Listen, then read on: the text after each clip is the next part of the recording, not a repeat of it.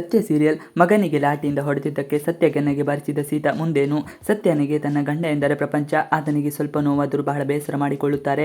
ಹಿರಿಯ ಅಧಿಕಾರಿಯೊಬ್ಬರು ಕಾರ್ತಿಕ್ ಸರಿಯಾಗಿ ಹೊಡೆದು ಇರುತ್ತಾರೆ. ಇದನ್ನು ನೋಡಿದ ಸತ್ಯ ಅವಳಿಗೆ ಮುಲಾಮು ಹಚ್ಚುತ್ತಾರೆ. ಹಾಗೆಯೇ ಸತ್ಯ ಅವಸ್ಥೆ ನೋಡಿದ ಕಾರ್ತಿಕ್ ಏನು ಹೇಳಬೇಕು ಎಂದು ತಿಳಿಯದಾಗುತ್ತದೆ. ಇದನ್ನೆಲ್ಲ ನೋಡಿ ಸತ್ಯ ಬಹಳ ಬೇಸರದಿಂದ ಮನೆಗೆ ಬರುತ್ತಾಳೆ. ಸತ್ಯ ಬರುವುದನ್ನೇ ಕಾಯುತ್ತಿದ್ದ ಸೀತಾ ಆಕೆಯನ್ನು ನೋಡಿ ಬಹಳ ಕೋಪಿಸಿಕೊಂಡಿರುತ್ತಾಳೆ. ಸತ್ಯನನ್ನು ನೋಡಿದ ಸೀತಾ ಆಕೆಯನ್ನು ಮನೆಗೆ ಬರದ ಹಾಗೆ ತಡೆಯುತ್ತಾರೆ.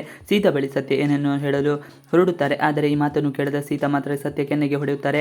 ಆದರೆ ಸತ್ಯಗೆ ಏನು ಹೇಳಬೇಕು ಎಂದು ತಿಳಿಯದಾಗುತ್ತದೆ. ಹಾಗೆಯೇ ಆಕೆಯ ಕಣ್ಣುಗಳಲ್ಲಿ ನೀರು ತುಂಬಿ ಬರುತ್ತದೆ. ಸೀತಾ ಮತ್ತೆ ಹೇಳುತ್ತಾಳೆ, ನನ್ನ ಮಗನಿಗೆ ನೀನು ಲಾಠಿಯಿಂದ ಹೊಡೆದಿದ್ದೀಯಾ? ನಿನಗೆ ನಾನು ಏನು ಹೇಳಬೇಕು? ಗಂಡ ಅನ್ನೋದನ್ನು ನೋಡದೆ ಹೊಡೆದೆ ಅಲ್ವಾ? ಅವನಿಗೆ ಏನಾಗಿರಬೇಡ, ಹೇಗಾಗಿರಬೇಡ ಎನ್ನುತ್ತಾರೆ. ಇದೇ ವೇಳೆ ಕೀರ್ತನ ಕೂಡ ಉಪ್ಪು ಖಾರ ಹಾಕಿ ಮಾತನಾಡುತ್ತಾಳೆ.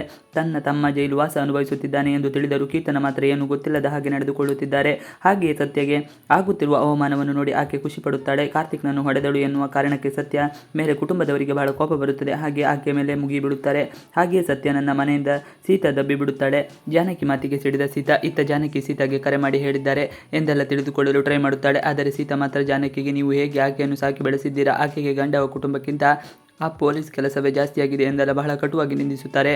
ಗಿರಿಜಮ್ಮ ಕೂಡ ಸೀತಾಗೆ ತಿಳಿ ಹೇಳುವ ಪ್ರಯತ್ನ ಮಾಡಿದ್ದಾರೆ. ಆಕೆಗೆ ನಿಮ್ಮ ಬಾಯನ್ನು ಮುಚ್ಚಿಬಿಡಿ ದಯವಿಟ್ಟು ಎಂದು ಹೇಳುತ್ತಾರೆ. ಗಿರಿಜಮ್ಮನಿಗೆ ಗೌರವ ಕೊಡದ ಸೀತಾ ಇದನ್ನು ಕೇಳಿದ ಗಿರಿಜಮ್ಮನಿಗೆ ಏನು ಹೇಳಬೇಕು ಎಂದು ತಿಳಿದೇ ಆಗುತ್ತದೆ. ಆಕೆಗೆ ಬಹಳ ದೊಡ್ಡ ತಲೆನೋವಾಗಿ ಪರಿಗಣಿಸುತ್ತದೆ.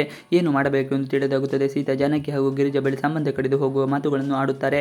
ದಿವ್ಯಾಗೆ ಅವರಿಬ್ಬರು ಸೀತಾ ಬಳಿ ಮಾತನಾಡುತ್ತಿರುವುದನ್ನು ತಿಳಿಯುತ್ತದೆ. ಆದರೆ ಸತ್ಯಳನ್ನು ಮನೆಯಿಂದ ಹೊರಗೆ ಹಾಕಿದ ಸಂಗತಿ ಮಾತ್ರ ಮನೆ ಮಂದಿಗೆ ತಿಳಿದಿರುವುದಿಲ್ಲ.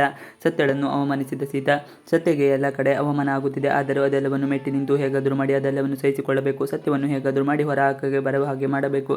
ಇಲ್ಲವಾದರೆ ಕಷ್ಟ ಆಗುತ್ತದೆ. ಕಾರ್ತಿಕ್ ಹೀಗೆ ಕೈದಿ ಹಾಗೆ ಇರುವುದನ್ನು ನೋಡಲು ಸತ್ಯನಿಂದ ಸಾಧ್ಯ ಆಗುವುದೇ ಇಲ್ಲ. ಹೇಗಾದರೂ ಮಾಡಿ ಆತನನ್ನು ಬಿಡುಗಡೆ ಮಾಡಬೇಕು ಎಂದು ಪಣ ತೊಟ್ಟಿದ್ದಾಳೆ. ಇವಿಷ್ಟು ಇವತ್ತಿನ ವಿಡಿಯೋ. ಈ ವಿಡಿಯೋ ಇಷ್ಟ ಪ್ಲೀಸ್ ಲೈಕ್ ಶೇರ್ ಸಬ್ಸ್ಕ್ರೈಬ್ ಮಾಡಿ. ನೀವು ನಮ್ಮ ಯೂಟ್ಯೂಬ್ ಚಾನಲ್ಗೆ ಸಬ್ಸ್ಕ್ರೈಬ್ ಆಗಿಲ್ಲ ಅಂದರೆ ಬೇಗ ಸಬ್ಸ್ಕ್ರೈಬ್ ಮಾಡ್ಕೊಳ್ಳಿ. ನಾವು ಹಾಕುವಂಥ ಎಲ್ಲ ವಿಡಿಯೋಗಳು ನೋಟಿಫಿಕೇಶನ್ ಮುಖಾಂತರ ದೊರೆಯುತ್ತದೆ. Thanks for watching video. Please like share and subscribe our channel for more videos. Thanks for watching.